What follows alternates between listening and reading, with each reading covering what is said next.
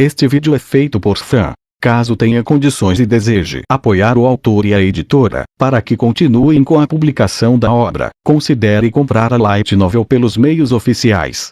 Capítulo 23, Prólogo. O sino tocou, soando 6 horas da noite.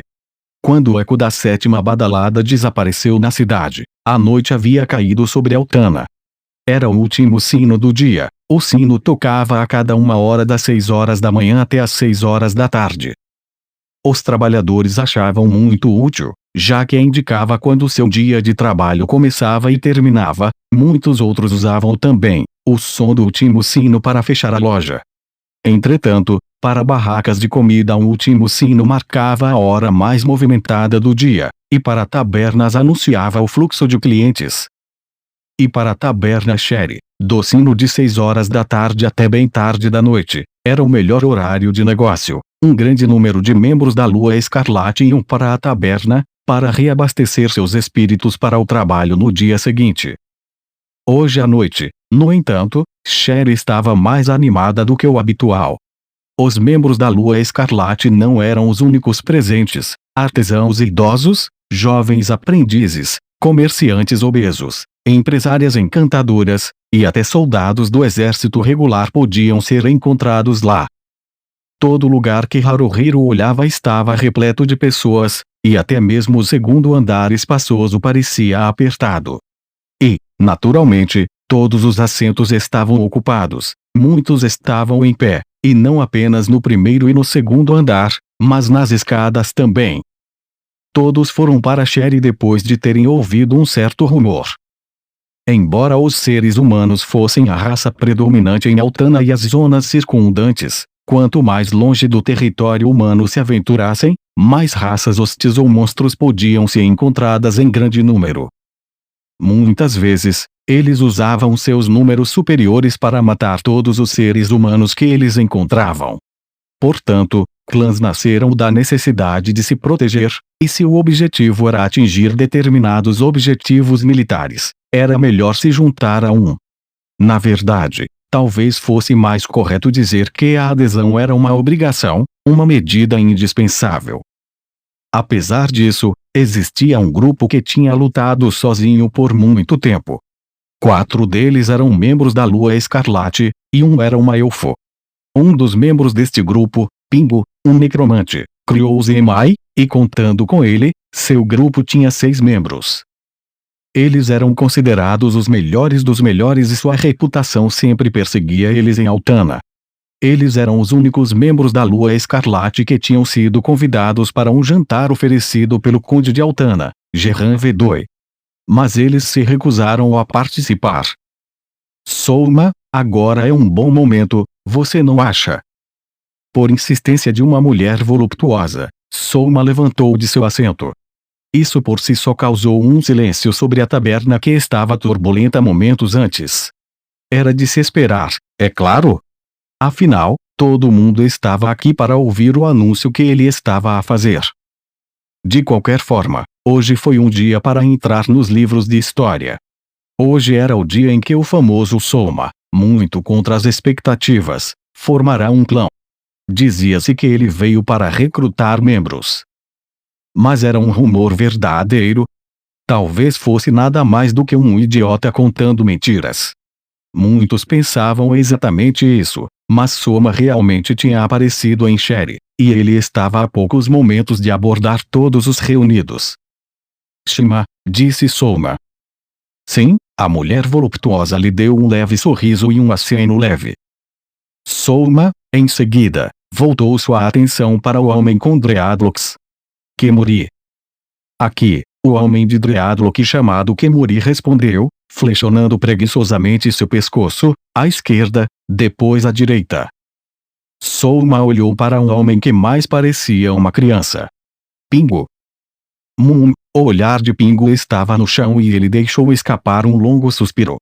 Eu não gosto das coisas como estão. Eu vejo. Os cantos da boca de Souma enrugaram em uma mínima carranca, antes dele se virar para um ser grande com uma máscara temível. Zeimai. Lentamente, Zeimai deu um único aceno. Os olhos de Souma, em seguida, foram para o último membro de seu grupo, a elfa Lielia.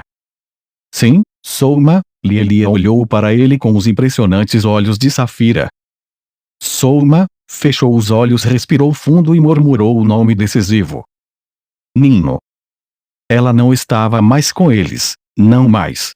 Ela era uma sacerdotisa, e quando morreu, Kemuri mudou de classe a partir de guerreiro para paladina. Shima deixou o Agunhud de ladrões, e foi para os elfos que habitam na Floresta de Sombra, e tornou-se uma xamã. Lielia se juntou a eles, também, em torno deste tempo. Desde a morte de Nino, Souma estava procurando uma maneira de trazê-la de volta, mas até hoje ainda não tinha encontrado os meios. Ele suspeitava que havia pistas que podiam ser encontradas no lugar de descanso do Rei Imortal, no fundo que costumava ser o reino de Ismael, mas ninguém realmente sabia. Um meio para trazer de volta os mortos pôde até não existir naquele mundo. Naquele mundo. O que era aquele mundo de qualquer maneira? De onde todos eles tinham vindo, e como eles acabaram aqui? Como poderia um mundo ridículo onde a lua brilhava vermelho, e onde os monstros eram uma parte normal da vida das pessoas, ser real? Uma vez Kemuri comentou baixinho, isto é como um videogame, e Souma respondeu com, sim, é mesmo. Eles tinham pensado no momento, mas pouco tempo depois, eles já não sabiam do que estavam falando. O que era essa coisa chamada videogame? A sensação de desconforto tinha diminuído gradualmente e por vezes quase foi esquecida, mas nunca deixou Souma completamente. Mesmo agora permanecia esculpida em seu coração. E se este mundo não fosse real, mas algum tipo de mundo elaborado? Algum tipo de fantasia? Em seguida, supondo que Souma e os outros tinham vindo do mundo real, o que teria acontecido com a Nino que morreu neste mundo? Poderia ser possível que Nino tinha simplesmente voltado para o mundo real. Ela poderia ainda estar viva. Era uma possibilidade, sim, e nada mais. Sempre existia uma possibilidade, ela nunca era zero. Souma abriu os olhos. Nós decidimos formar um clã. Essas palavras sozinhas causaram um reboliço em toda a taberna. Nosso objetivo é invadir o ex-reino de Imael, o domínio dos mortos-vivos. Embora ele não estivesse falando alto, suas palavras percorreram por toda a taverna. Sua voz era profunda e ameaçadora, fazia monstros facilmente fugirem com o rabo entre as pernas. Monstros que poderiam tomar uma posição contra Souma eram realmente os mais fortes. Nós já obtivemos informações de que o Rei Imortal está mostrando sinais que vai retornar. Temos a intenção de impedir isso, e se o Rei Imortal conseguir retornar, iremos destruí-lo mais uma vez sem hesitação. Claro, nós não esperamos que seja fácil, mas temos de encontrar uma maneira. Precisamos de força. Força em números. Esta tarefa está além da capacidade do meu grupo sozinho. Todos os membros da Lua Escarlate na taberna começaram a falar ao mesmo tempo, enquanto os civis e outros não-membros aplaudiam e assobiavam. O estrondo dos aplausos era de ensurdecer. Mas tudo que Souma tinha dito era uma meia mentira. Naturalmente, ele iria revelar seus verdadeiros motivos para aqueles considerados dignos de confiança. Por favor, nos emprestem sua força. Souma falou. Aqueles que consideram-se um de nós, por favor se juntem a nós. Nos dê um nome. Qual é o nome do seu clã? Alguém gritou. Souma assentiu. De agora em diante, seremos conhecidos como os Daebriakers. Aqueles que são valentes, aqueles que são sábios, aqueles que têm corações nobres, e aqueles que são dignos. Não temam a morte, desafie ela. No turbilhão selvagem de excitação que entrou em erupção na taberna, Souma interiormente sussurrou, Nino. Vou desvendar os mistérios deste mundo e, em seguida, talvez um dia, nos encontraremos de novo.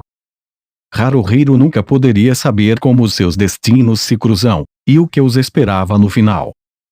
Nota do autor.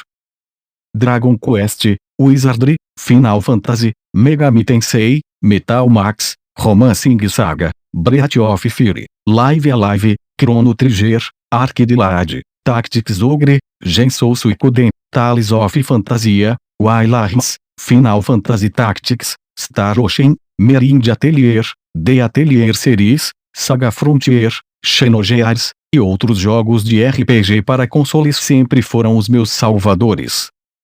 Nunca fui bom em jogos de tiro, jogos de esportes, jogos de luta, ou em qualquer outro de ação, então eu nunca joguei muito eles, mas os jogos de RPG foram algo que manteve minha atenção. E embora o fato de um jogador evoluir lentamente um personagem não ser a única coisa que eu gostei, acho que é um dos aspectos mais importantes do gênero. Até hoje, nunca fui uma pessoa que teve muitos amigos. Posso até dizer que só tenho alguns. Claro, estou longe de não ter amigos, mas não sou realmente o tipo que pode se pendurar com multidões ou ficar entusiasmado com algo com outras pessoas. É algo que eu gostaria de fazer, mas não sou muito bom nisso. Os primeiros jogos do Dragon Quest e Final Fantasy vieram quando eu era criança. Todo mundo estava jogando eles e meus colegas de escola costumavam nos perguntar todos os dias, até onde você conseguiu ou qual o nível de vocês agora. Eu nunca poderia participar nessas conversas. O que eu poderia fazer, porém, era sacrificar minhas horas de sono para jogar, certificando-se de que eu estava mais adiante no jogo do que todos os outros. Quando alguém se gabava, eu cheguei a esse lugar e eu diria internamente para mim, você está só até lá. Isso não é nada. Eu estou bem além de você, e sorria secretamente. Em outras palavras, eu era bastante antissocial. Mas para esse tipo de pessoa se tornar o herói de alguma história, ir a uma grande aventura com todo o bem e o mal, para se tornar forte e salvar o mundo. Os jogos de RPG realmente me salvaram. Então, para jogadores solitários e reclusos como nós, veio um ponto de viragem: RPG Online. Diablo, Ultima Online, EverQuest, Dark Age of Camelot. Esses eram todos jogos americanos, mas também havia aqueles japoneses, como Dark Age e Life Story. Através da internet, poderíamos nos juntar com quem quer que seja de qualquer lugar e jogarmos juntos. Claro, a ideia de juntar-se a alguém para jogar RPG já existia em RPG de mesa, mas para alguém como eu, que não era bom em lidar com as pessoas, a barreira de entrada era muito alta. Mas com jogos online, não havia necessidade de realmente conhecê-los. Eu poderia até jogar com pessoas de fora do Japão se eu conhecesse algumas frases em inglês. Fiquei completamente hipnotizado. Claro, a internet e o ambiente de jogo não era tão desenvolvido como é hoje. Não tinha conexões de fibra óptica, nem ADSL, tudo era feito com dial-up, então sempre que eu jogava, nenhum telefone funcionava. Tempo de conversação ilimitado era da noite até o início da manhã, quando você pode ligar para certos números e conversar o tempo que quiser por uma taxa fixa. Usei cada segundo daquele tempo para jogar online. Também teve momentos em que eu acidentalmente continuei jogando depois que o tempo de conversação ilimitado terminou e minha conta de telefone no final do mês foi uma soma fenomenal. Durante esse tempo, os RPG online foram minha realidade. Em outras horas, como para ir dormir ou comer, usei apenas para pensar em jogos. Eu mergulharia no mundo sangrento e acelerado dos RPGs online todas as noites e voltaria ao mundo real de manhã. Eu vivi no mundo de jogos e os jogos me mantiveram vivo. Em uma ocasião, perguntei por que eu me tornei um autor e eu tenho que admitir que os jogos são uma grande parte do motivo. Se eu nunca tivesse me deparado com jogos de RPG, eu definitivamente nunca me tornaria um autor. Em particular, se não houvesse esse período na minha vida onde eu estava absorvido em RPGs online, meu trabalho de estreia, Bara no Maria, Kadoka Wasneaker Bunko, nunca teria sido escrito. O mesmo vale para esta light novel. Além disso, se eu não tivesse lido o trabalho de Mizuno Ryo, Lodos Shimano Senki, Record of Lodos War, e Tonaria Wazihai Toseisun de Matsuyama Beni, mesmo se eu tivesse me tornado um autor, provavelmente não teria conseguido escrever esse tipo de light novel. O título de Raito Gensou no Gringal é inspirado em Tonaria Oase Raito Seisum e o título dos rascunhos iniciais de Barano Maria foi Barano Maria Senki. Cheguei até agora guiado por minhas imaginações, ou talvez selvagem fantasias, de jogos de RPG, incluindo RPG online e light novels baseadas neles. Tem sido um longo caminho através de muitos RPGs, e eu não tenho mais a paixão para jogar que eu costumava ter. Mas mesmo assim, sempre me deixa animado quando encontro jogos que trazem as memórias antigas. Eu escrevi este romance rumiando sobre o meu tempo com jogos de RPG, e acredito, sem dúvida nenhuma, que um mundo ainda desconhecido nos aguarda. Se eu continuar a ter a oportunidade, gostaria de continuar escrevendo romances que me lembrem aqueles tempos.